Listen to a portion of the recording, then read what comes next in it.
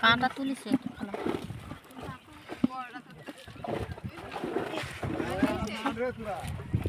কি আর সমস্যা কি যে খেয়ালি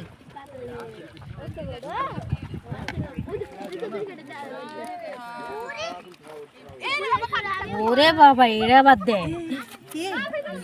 দে না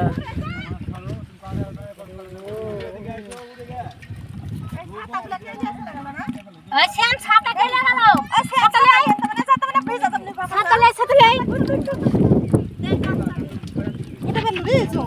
ও দো পাতা তো